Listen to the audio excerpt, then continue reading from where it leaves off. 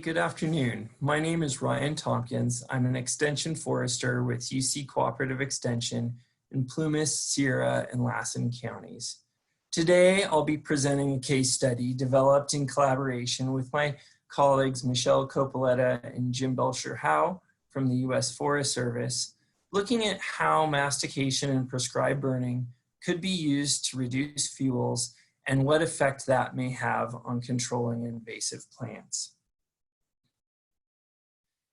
Back in 2004, the chief of the Forest Service, Dale Bosworth at the time, identified 4 primary threats to public lands, and that included wildfire and invasive species.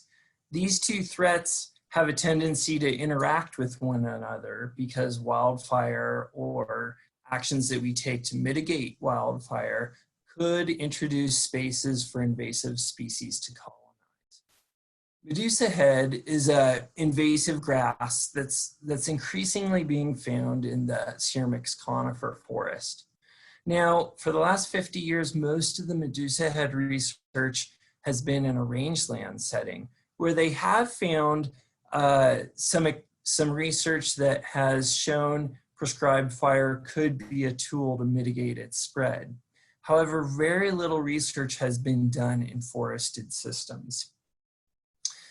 This picture on the right is a picture of our study site. It's a Elymus conifer forest at about 4,000 feet elevation in the northern Sierra in the Plumas National Forest. There hasn't been any livestock grazing on this site, and it's located in the wildland-urban interface. Now, as you can see from the picture, the overstory is Elymus conifer, ponderosa pine, black oak, incense cedar. There's a rather uniform and homogeneous layer of decadent shrubs, namely manzanita and ceanothus species that have a large dead component in them. And that's intermixed with a grass and forb community wherein the medusahead is starting to invade. Now, the shrubs are having a dampening effect on the medusahead in terms of shading it out. However, we also know that in this wildland-urban interface, it's problematic to have a shrub community that contributes to high flame lengths and fire intensities. As we developed a fuel reduction project, we developed some overarching goals. We wanted to identify factors that managers could manipulate to reduce fuels and fire risk, while also reducing the risk of invasive species spread. We also wanted to inform an adaptive management approach to scale up landscape level treatments. We developed 2 rather simple questions. Can mastication and prescribed fire be used to effectively reduce medusahead? And if so, how does intensity, timing, and scale matter in designing these treatments? To design this, our study had 2 phases. Phase 1 was a small experiment with flaming trials using a propane weed torch to apply high intensity heat to medusahead germinants. This is a great localized treatment, but it's hard to apply over a landscape. So we tried to take the benefits of those treatments and apply them at a stand scale by applying mastication, prescribed fire, and monitoring. Essentially, we used the mastication to grind or to modify a vertical arrangement of shrubs to a surface fuel arrangement, and then use prescribed fire to hopefully create enough fire intensity to kill medusahead germinants. And of course, we monitored this before and after treatments. This graph shows the percent decrease in medusahead based on treatment timing. And so we did find that high intensity heat reduced medusahead cover, but timing mattered. And you can see on the left that the spring application of using the propane torch was highly effective at reducing medusahead cover and not very variable in terms of effectiveness. Whereas the applications applied in the winter were highly variable in terms of effectiveness. Now, my colleagues have sort of described propane torching much akin to spray painting the sidewalk. So as I said earlier, it's a highly localized treatment that's effective on a small scale, but not very economical or realistic on a large scale. Which brings us to the phase 2, was trying to determine or design a treatment that would scale this up to the stand scale. So we essentially designed a treatment where we would masticate, apply prescribed fire, and monitor throughout the treatments.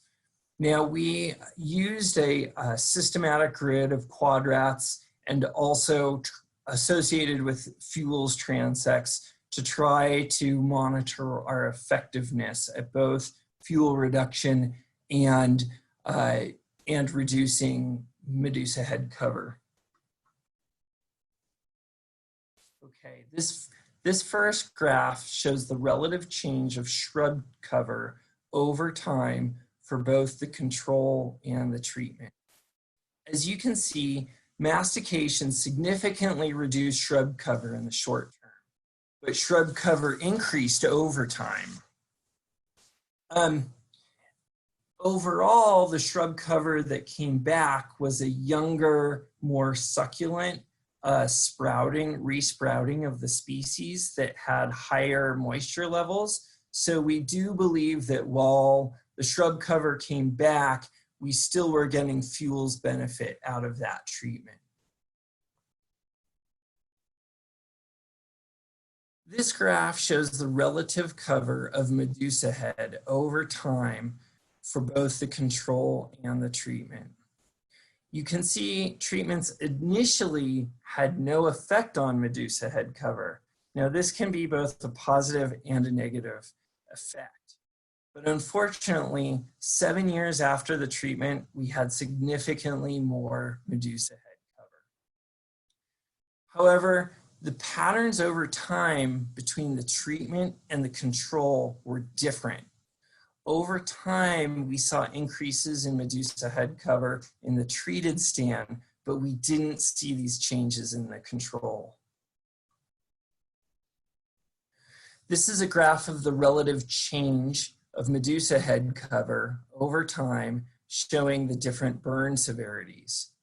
As you can see, the prescribed fire effects were highly variable in the picture on the right.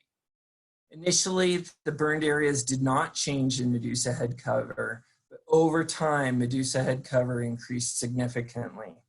7 years after the prescribed fire, medusahead cover was on average 4 times greater than prior to treatment.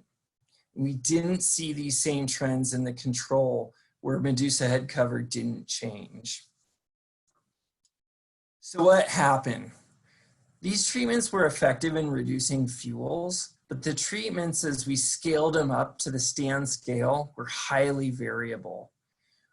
We believe that there's a difference in the timing of the masticated fuels and the medusahead that really mattered. As you can see in that picture, when we applied the prescribed fire in April of 2012, we were able to get the masticated fuel bed and the pine needles to carry fire and burn at a relatively high intensity.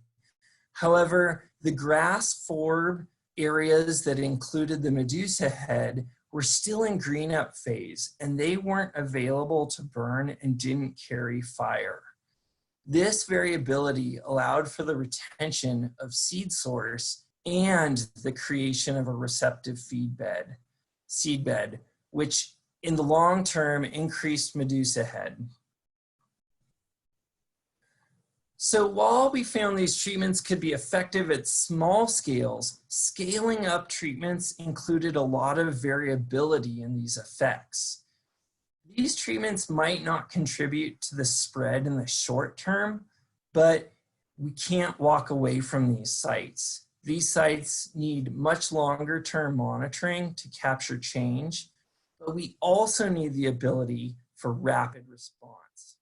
And so we suggest consider mixing and matching larger scale treatments with more targeted effective approaches such as herbicides or highly localized treatments.